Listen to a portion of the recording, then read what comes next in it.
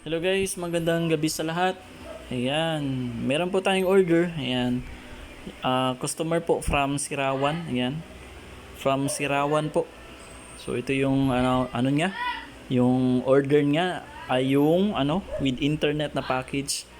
Pero ano ito, hindi ito 15K.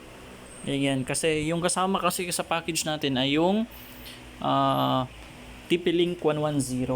Okay? Kapag TP-Link 110 yung kasama sa package, 16K po yan. And then kapag ganito yung kasama sa package, EW71, yan po yung 15K. Okay?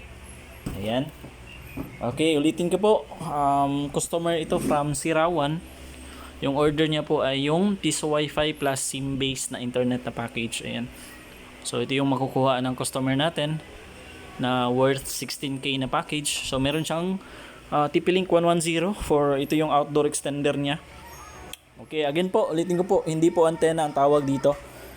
Access point po or extender. Yan. So, meron kasing yung iba, antenna ang tawag. Hindi po antenna dyan. Okay, kinokorek ko lang po kayo. Okay, ang tawag po dito is outdoor extender or yung access point po ang tawag. Okay, so, and then syempre yung ating dalawang tig 10 meters na Cat6 LAN cable. Ito yung isa. And then yung isa ginamit natin for testing yan. So ito yun. Okay. 10 meters din ito na LAN cable. Ayan. And then syempre yung ating yung 2x3 na tarpaulin. Yan, hindi yan mawawala. Okay. Yung tarpaulin. Okay. And dahil SIM-based internet ito, yan, syempre meron niyang kasamang open line modem. Yan. So ito yun siya. Okay. Open line ito meaning pwede mong saksakan kahit na anong SIM. And then power supply ng yung modem, power supply ng modem. Ayan. And then syempre with SIM base, syempre may kasama yung SIM. So yung kasama sa package natin ay yung Gomo SIM. Ayan. So yung Gomo SIM pala is Globe yan. Kapag malakas yung Globe sa inyo, meaning malakas din yung Gomo SIM. Okay? So yung Gomo SIM na ito, meron na itong 30 gig na free data. Ayan. And then syempre, yung ating yung antenna para sa modem. Yan, so ito yun siya. Meron tayong hybrid MIMO antenna. Yan, so ito yun siyang ito yung kailangan mo para sa modem para at least malakas yung sagap ng modem at saka stable yung internet connection na sa sagap ng modem. Okay? Lalagay mo yan dito sa sa likod ng modem. Then lagay mo to sa taas, lalagay ito sa taas. And then yung ating hybrid antenna pala is 36 dBi. Okay? Makikita mo diyan. Yan. 2 times 18, yan, 36 dBi ito. Ayan. So again po, customer ito from Sirawan. Yung order niya ay yung 16,000 na package. Okay? 16 dahil yung kasama niyang outdoor extender ay yung TP-Link 110. Okay? Yan, sige, try natin. Connect tayo dun sa SSID ng customer natin. If ano yung gusto niya ipangalan dito sa access point. Yan, meron tayong mga bago at lumang coins dyan. Siyempre, yung ating 20 peso coin. Ayan. And then syempre yung atin palang Vendo na curve box. Ayan. Color black tayo ngayon. Okay. Sige, connect tayo dun sa yung gusto niya ipangalan. Ayan. So ito yung niya. Yung pangalan pala ng outdoor access point niya yung Amir Piso Wi-Fi. Ayan. So yan yung Amir Piso Wi-Fi. Click natin yung Amir Piso Wi-Fi. Connect tayo dyan sa Amir Piso Wi-Fi. Ayan. So as usual, mag-auto-pop up yan. Okay? Diyan sa customer portal. Ayan. If gusto nila tignan yung rates pala, okay?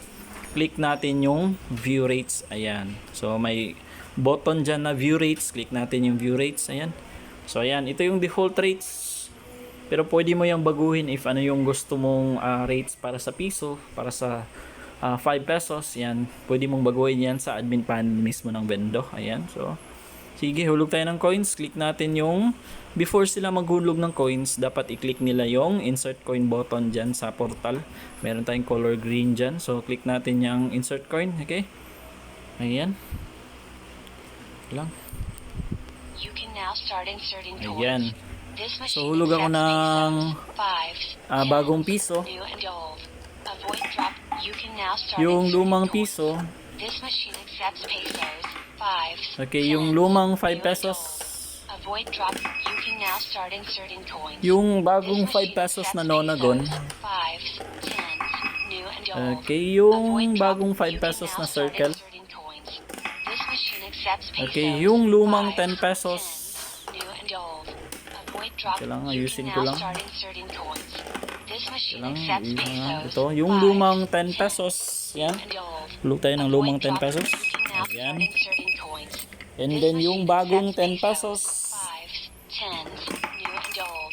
Ayan. Avoid drop. You can now start Siyempre yung inserting ating yung ating 20 peso coin, yan, dapat 57 yan.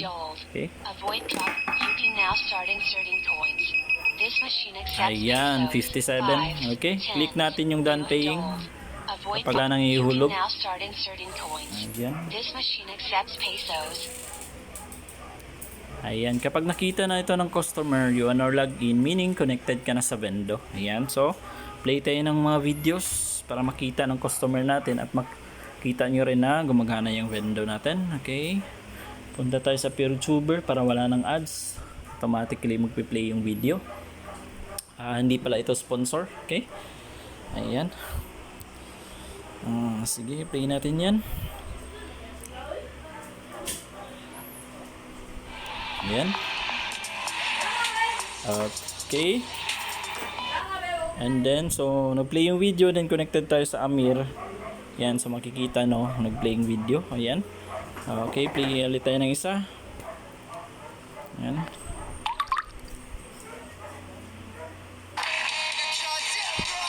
Ayan.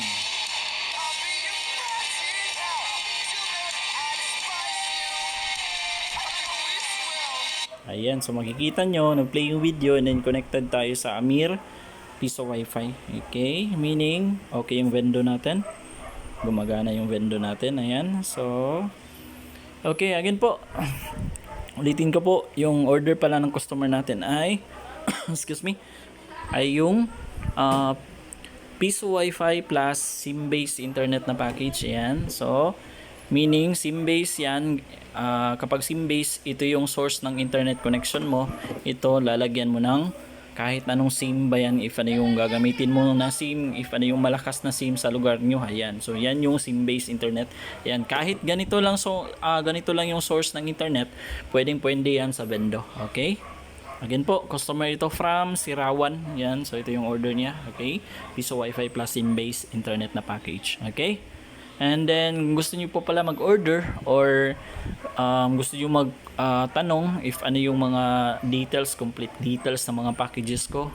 Yan, kindly contact nyo lang po ako sa page ko na Barya Wi-Fi Davao 2.0.